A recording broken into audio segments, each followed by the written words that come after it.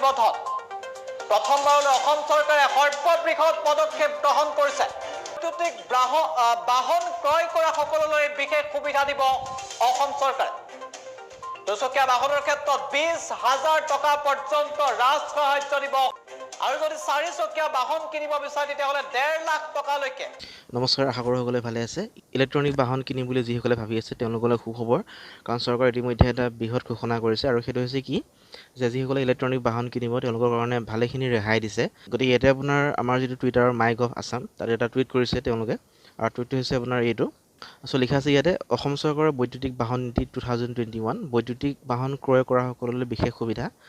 প্ৰথম ব্যৱহাৰকাৰী আৰু উপযুক্ত পৰিৱেশ সৃষ্টিৰ বাবে কাৰণ যিহেতুকে আমাৰ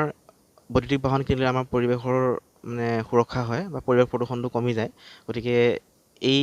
সিদ্ধান্ত লৈছে চৰকাৰে গতিকে ইয়াতে আপোনাৰ লিখা আছে কি যে পঞ্জীয়ন মাচুল 100% ৰেহাই আপোনাৰ যিটো ৰেজিষ্ট্ৰেশ্যন যিটো ফিজ হয় সেইটো সম্পূৰ্ণ ৰেহাই হ'ব পথ কৰ 100% ৰেহাই আপোনাৰ যিটো ৰোড টেক্স সেইটো আপোনাৰ ৰেহাই হ'ব 100% পাৰ্কিং মাচুলো তেনেকৈ ৰেহাই 100% দুচকীয়া বাহনৰ ক্ষেত্ৰত 20,000 টকালৈকে ৰাজ সাহায্য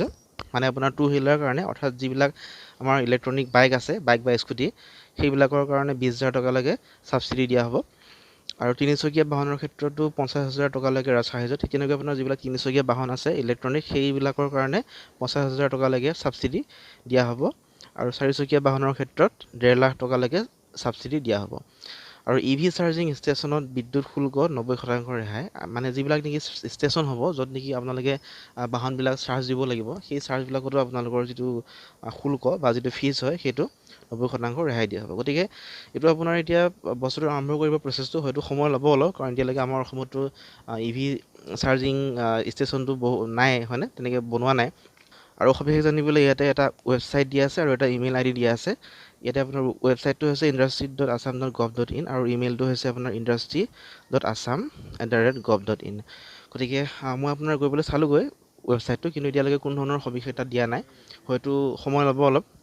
বাকী যিয়ে নহয় কিয় যদি আপোনাৰ ইলেক্ট্ৰনিক বাহনবিলাক চলিবলৈ ধৰে তেন্তে আমাৰ পৰিৱেশৰ কাৰণে ভাল যিহেতু পৰিৱেশ প্ৰদূষণ বহুত কমি যাব গতিকে এই এটা ভাল পদক্ষেপ বুলি মই ভাবোঁ চৰকাৰৰ দ্বাৰা গতিকে এইটো আছিলে